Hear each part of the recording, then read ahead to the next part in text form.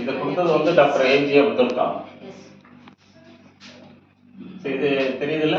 I am the best.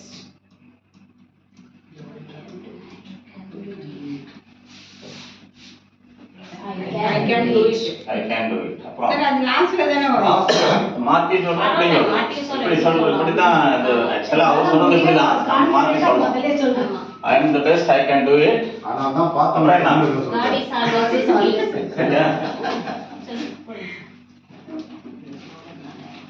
So note book உள்ளவங்க எழுதி வச்சிங்க. இது பிள்ளைங்களுக்கு சொல்ல மாட்டீங்க, உங்களுக்கு கிடையாது.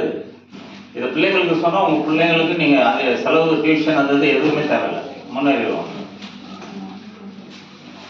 அதுக்காக இங்கே நாங்கள் எழுதுறது எல்லாமே நமக்குன்னுங்கிறது இல்லை, ஃபியூச்சர் தலைமுறைக்கு நீங்கள் யூஸ் பண்ணலாம்.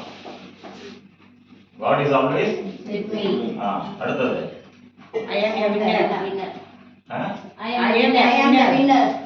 I am a winner. Very good. இது அவங்க பிள்ளைங்க வந்து சொல்லிட்டு எக்ஸாம் எழுதுனாங்கன்னா நிச்சயமா 100க்கு 100 தான். அப்புறம் madam Today is my day. பாருங்க, டுடே இஸ் மை டே. இன்றைய நாள் என்னுடைய நாள்.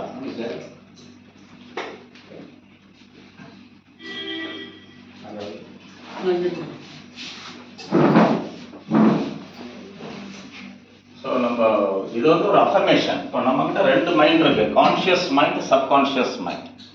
அதாவது எப்பயுமே ஒரு சாதாரணமாக இருக்கிற நேரம் ஒரு சைக்கிள் ஓட்டுறதுங்க எக்ஸாம்பிள் எடுத்துங்களேன்.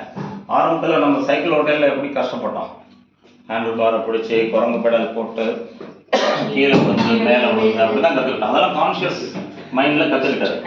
கொஞ்ச நாளைக்கு போனோன்னா என்னாச்சு, அப்புறம் கையை விட்டுட்டு கையை விட்டுருவோம்ல, விட்டுட்டு அப்படியே ஜாலியாக போவோம். வண்டி ஓட்டுறதே தெரியாது. இப்போ கூட கார்லாம் நான் ஓட்டையில எந்த கியர் போடணும் எது ஒன்றுமே தெரியாது, போய்கிட்டே இருப்போம். ஆனால் இந்த கூட்டத்தையும் சமாளித்து நம்ம போவோம்.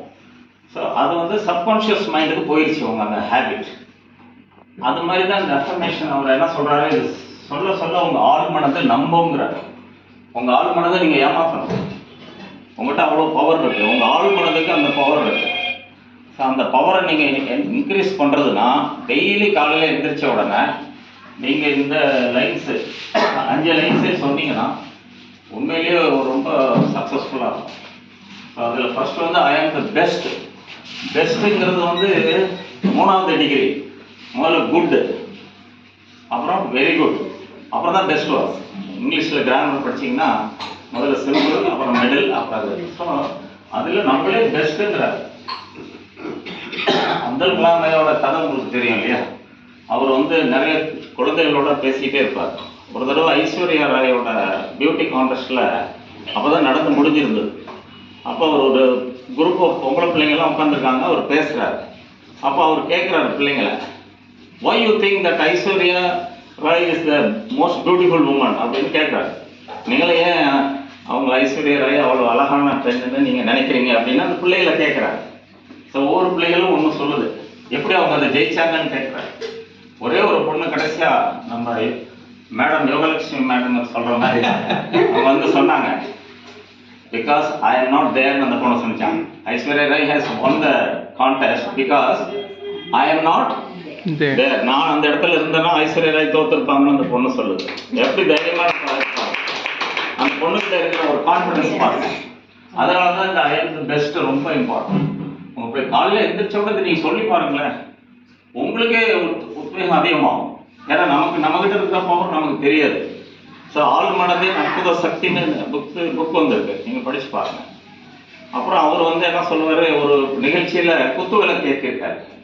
குத்து விளக்கு ஏற்றிட்டு வந்து உட்காந்துருக்காரு. அப்புறம் எல்லாம் கேட்டாங்க, நீங்கள் எப்படி இந்த குத்து விளக்கெல்லாம் நீங்கள் வந்து ஏற்றுறீங்க அப்படின்னு சொல்லி அப்துல் கலாம் ஐயா கேட்டபோது அவர் என்ன சொன்னார், குத்து விளக்குங்கிறது ஒரு ஹிந்து இது பாரம்பரியத்தில் வர்றது.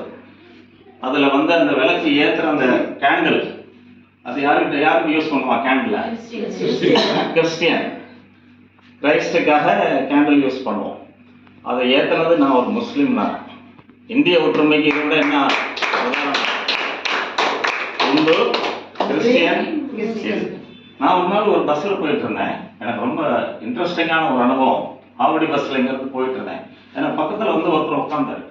யார் உட்காந்தாலும் நான் கொஞ்சம் பேசுவேன், எப்படியாவது ஆசியமில் வரக்கூடிய சான்ஸ் ஏன்னா நான் யார் இப்போ வெஸ்டேஜில் இருந்த போது கூட என்னை நிறைய பேர் கேட்பாங்க, சார் உங்களை பார்க்கணும்பாங்க. நேராக நுங்கம்பாக்கத்துக்கு வந்திருக்கேன், வெஸ்டேஜ் ஆஃபீஸில் இருப்பேன்னு சொல்லுவேன். அதுக்கு என்ன காரணம்னா, அங்கே வந்தாங்கன்னா என்ன நடக்கும், நம்ம கூப்பிட்டா வர மாட்டாங்க. என்ன சார் இங்கே உட்காந்துருக்கீங்கம்பாங்க. அப்போ நான் காமிப்பேன் எல்லா பொருட்களையும் பார்ப்பேன். இதான்ப்பா நான் 2 வருஷமாக யூஸ் பண்ணிகிட்டு இருக்கேன், நல்ல ஹெல்த்து கொடுத்துருக்கு அப்படின்னு சொல்லுவேன். இன்னைக்கு கூட நான் ஒருத்தர் கூப்பிட்டேங்க, வரேன்னு சொல்லியிருந்தாரு, வந்தாரா வரலையான்னு தெரியல, வருவாரான்னு தெரியல. அது மாதிரி சில இதை நீங்கள் யூஸ் பண்ணலாம்.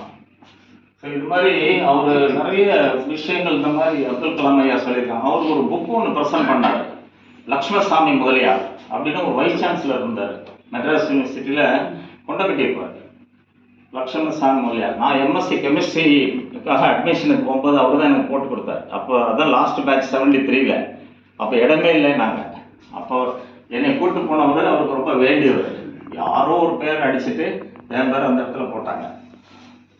இன்னும் எனக்கு வந்து குற்ற உணர்வு இருக்கும், யாரோ ஒருத்தரோட சீட்டை நம்ம போய். அந்த லக்ஷ்மணசாமி முதலியார் அட்டாமிக் பவர் அப்படின்னு ஒரு புக்கு கொடுத்தாங்க. யாருக்கு? அப்துல் கலாம் ஐயாவுக்கு. அவரு தான் பின்னாடி வந்து ஸ்பேஸ் சயின்டிஸ்ட் ஆகிறதுக்கு உந்துதலாக இருந்த புக்கு அந்த புக்கு. அதனால தான் புக்கு படித்தா தான் நம்ம முன்னேற முடியுங்கிறது ஒரு பெரிய இது. சார் அவர் இதை எதிர்த்து சொல்லுங்க, ஐ ஆம் the best, I can do it. இதில் வந்து ஒருத்தர் ஹென்ரி ஃபோர்டுன்னு ஒருத்தர் இருந்தார். ஹென்ரி ஃபோர்டுங்கிறவர் இந்த ஃபோர்டு கம்பெனின்னு அப்போ ஒரு பெரிய ஆட்டோமொபைல் கம்பெனி ஹென்ரி ஃபோர்டு. இவர் தான் இந்த இதை முதல்ல யூஸ் பண்ணார். அவர் என்ன சொன்னார், if you think you can, you can. If you think you can't, you can't. புரியுதா? நீங்க முடியும் என்று நம்பினால் முடியும், முடியாது என்று நம்பினால் முடியாது. அதனால நமக்கு ஆர்சியில் ஜெயிக்கலாம், நம்ம டைமண்ட் ஆகலாம், நம்ம நம்பணும் வைங்க, நிச்சயமா அது முடியும் தான். கொஞ்சம் லேட்டாக முடியலாம், கொஞ்சம் முன்னாடி முடியும். ஸோ இதை வந்து நம்ம ஒரு மனசில் வச்சு சொல்லலாம், ஐ கேன் டூ இட். டைமண்டை மனசில் வச்சு சொல்லுங்க, I can do it, I can do it. நிச்சயமா நம்ம போவோம். நம்ம கடைசி எல்லாம் சொல்லுவோம் சேர்ந்து, God is always with me. Sir பொதுவாக சொல்லிட்டாரு, காடுங்கிறது ஒரு பவர், அவர் நமக்கு துணையா இருக்கு. ஐ எம் a winner, நான் ஒரு வெற்றியாளர்.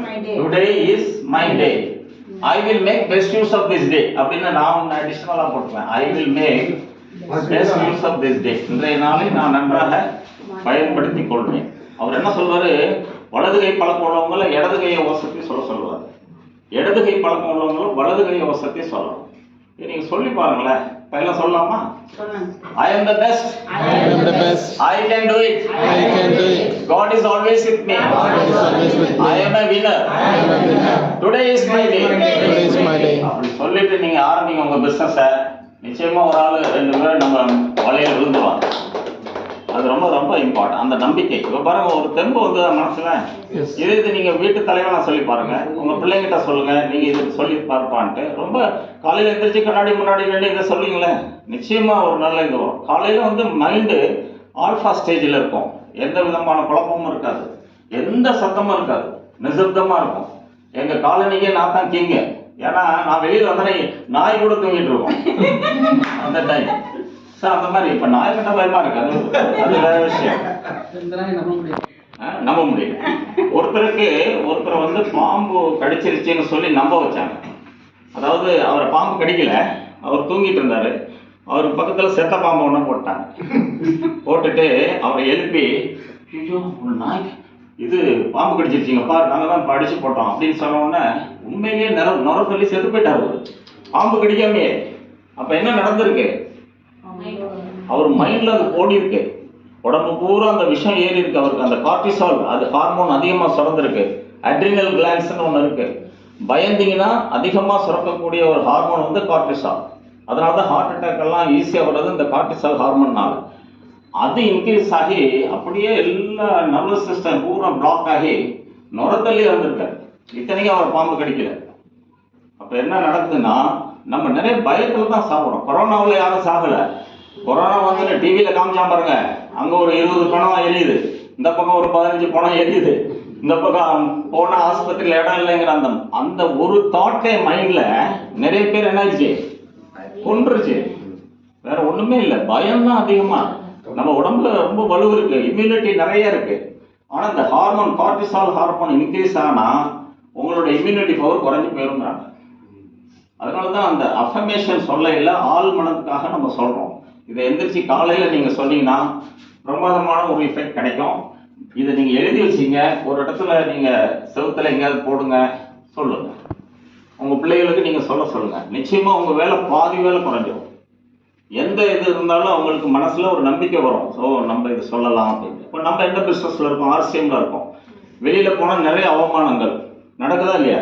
இப்போ சாரெல்லாம் இந்த லெவலுக்கு வந்திருந்தாருன்னா அவருக்கு எவ்வளோ பேர் நோ சொல்லியிருப்பாங்க, எவ்வளோ பேர் அசிங்கப்படுத்தியிருப்பாங்க. ஸோ எவ்வளவு அசிங்கப்படுறோமோ, எவ்வளவுக்கு எவ்வளோ அவமானப்படுறோமோ, நம்மளோட முன்னேற்றம் கண்டிப்பா நிச்சயம் 100%. அந்த அவமானம்லாம் இல்லாமல் நம்ம ஜெயிக்கவே முடியாது. அதுக்கு எல்லாத்துக்கும் நீங்கள் இதுதான் சொல்லணும். I am the best. இப்போ இன்னொரு அஃபர்மேஷன். இது நீங்கள் நோட் பண்ணுறவங்க பண்ணீங்க, இல்லாதவங்க அப்புறம் நீங்கள் எழுதிக்கிங்க.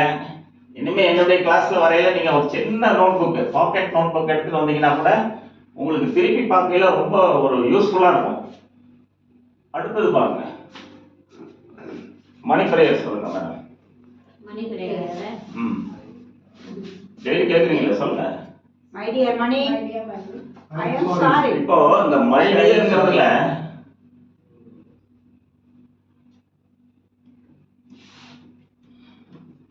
My dear money, I am sorry.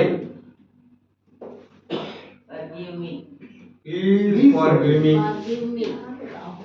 My dear money.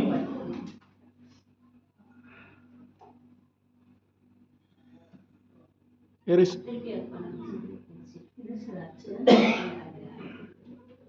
My dear money, I am sorry. I am sorry. Please give me. Please forgive me. Please forgive me. Please Forgive me. forgive me-னா என்ன அர்த்தங்க? என்ன மன்னிச்சிரு. Thank you. இது ஒரு Hawaii ஐலாண்ட்ல இந்த இதை coin பண்ணாங்க. Please forgive me. அப்புறம் madam Thank you. Thank you. Thank you.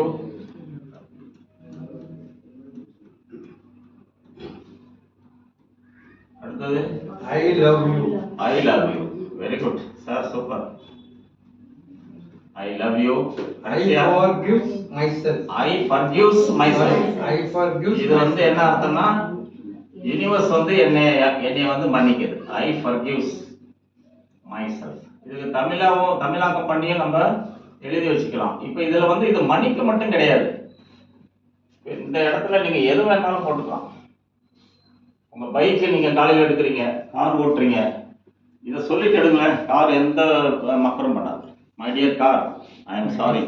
ஒரு உணர்வுபூர்வமா சொல்லுங்க, ஒரு மெக்கானிக்கலா சொல்லாதீங்க. இப்போ எனக்கு இந்த இடத்துல கை வலிக்குது, சொல்லுங்க my dear hand, I am sorry. Please forgive me. Thank you. I love யூன்னு சொல்லி பாருங்களேன். கொஞ்ச நேரத்தில் வலி இல்லாமல் போயிடும்.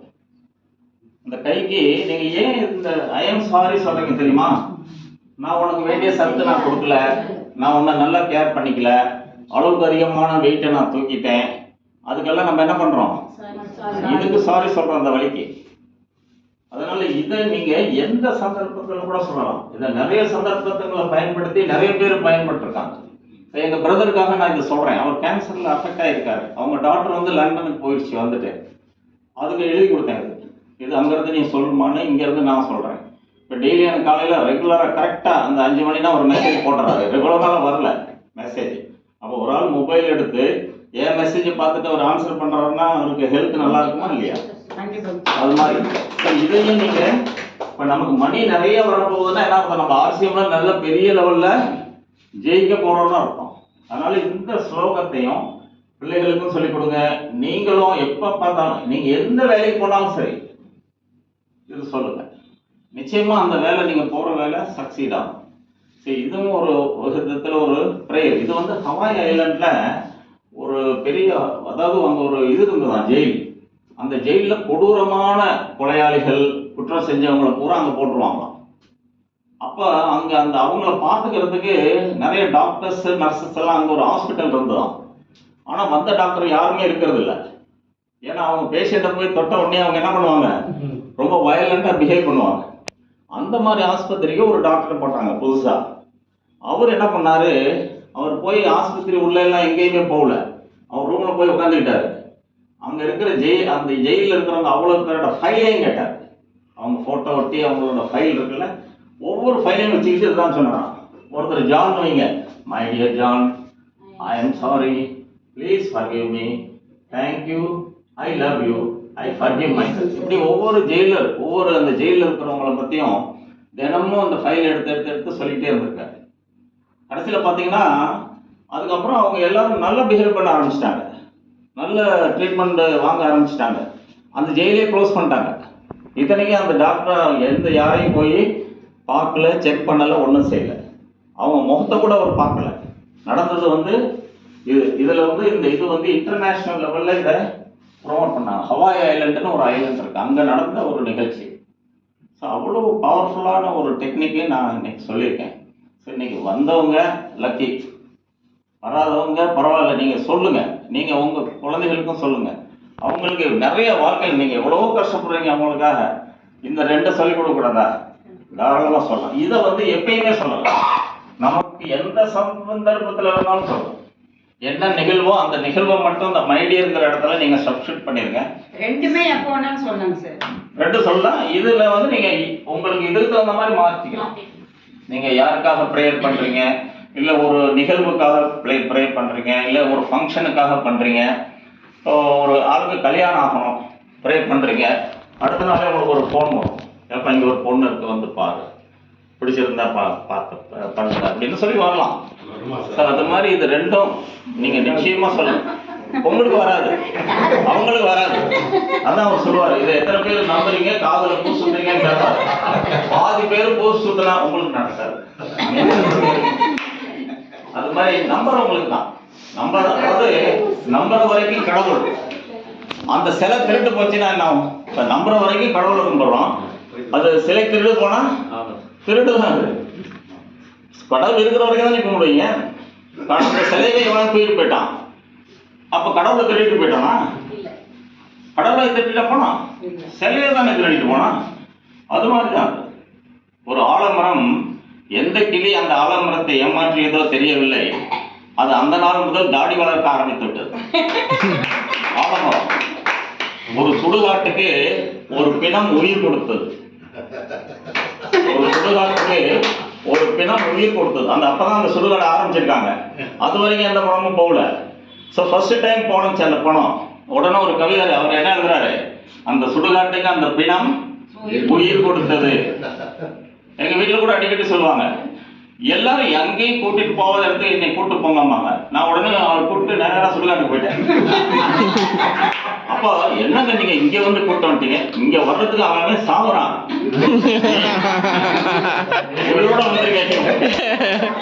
அது மாதிரிதான் தாஜ்மஹால். தாஜ்மஹால் யாருக்காக கட்டினது? மும்தாஜுக்காக ஷாஜஹான் கட்டினது. அப்போ ஒரு அம்மா கேட்குறாங்க, என்னங்க அவர் ராஜா இவ்வளோ பெருசு கட்டியிருக்கீங்க, எனக்கு நீங்கள் என்ன செஞ்சுருக்கீங்க? நான் ஒரு கிரவுண்ட் வாங்கி ரெடியாக வச்சுருக்கேன், உன்னுடைய வேலை தான் அப்போதான் நீ கட்ட முடியும். உங்களை சிரிக்கிறதுக்கு தான் நான் சொன்னேன். இப்போயாவது நீங்கள் நம்புங்க, இதை யூஸ் பண்ணுங்க, வாழ்க்கையில் வெற்றி பெறுங்க. ஜெய் ஆசியம்.